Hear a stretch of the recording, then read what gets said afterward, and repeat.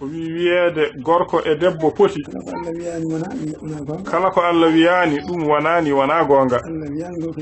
Allah wiyaani gorko e debbo poti Allah wi ko gorko yo ret debbo goto ha ɗiɗo ha tato ha nayo o wi Allah wi to alqur'ana ar-rijalu qawwamuna 'ala an-nisa'i bima faddala Allahu ba'dahum 'ala ba'din wi Allah wi tabaraka wa ta'ala worbe ko rokkaabe sembeji e dow rewbe sabi ko Allah burni yoga e mabbe e dow yoga dum ko burnugol gol Allah wadi kanko andi ko wadiri dum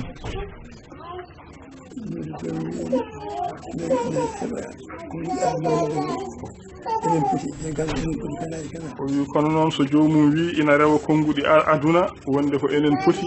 e galle enen poti kaza e kaza ala o wi ɗum ko fuyre e wasde jogade haqqille e wasde jogade diine e wasde andude ko foti wadde yo Allah dandu en e ɗum yo Allah renana en diine meɗen o wi toppitoɗe diine mon e dewle mon dañon kadi no nehirɗon sukaaɓe moɗon o wi neɗɗo so bonni dewgal mum wawata nehde ɓiyum mo nehaka noon fewata mo fewani noon on fewnata mo fewani fewnani on heɓata ko feewi ko heɓata tan koko fewani ɗum noon nafata aduna nafata l'aakhira yo Allah dandu en e on sifa yo Allah renana en diina meɗen alhamdulillahi rabbil alamin alhamdulillahi rabbil alamin alhamdulillahi rabbil alamin yalno no battoni non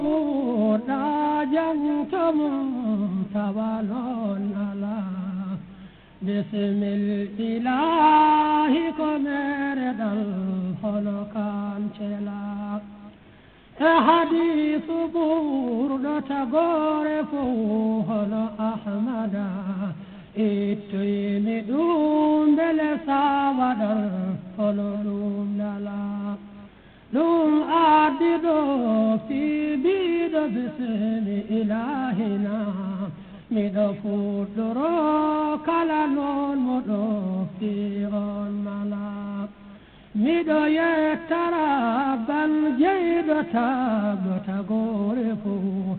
ahadun ko telɗuɗo bajo baɗon mum ala miɗo juula julde nde Allah handini ɗum to mum e Muhammadin ɓurnaɗo korsuɗo jomula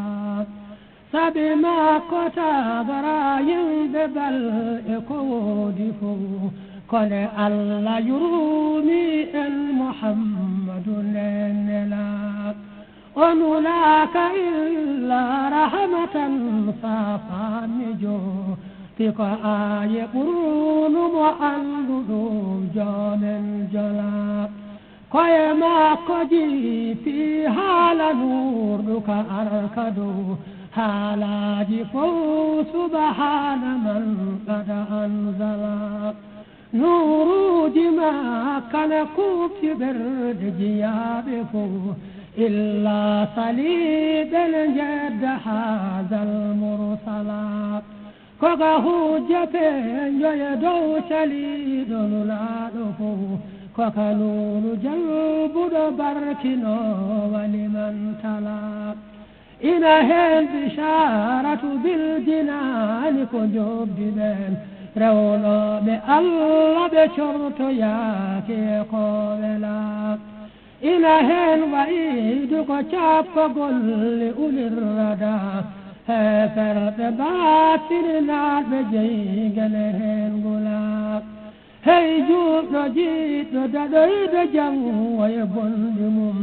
armoƴƴu moƴƴin Allah goto newa kula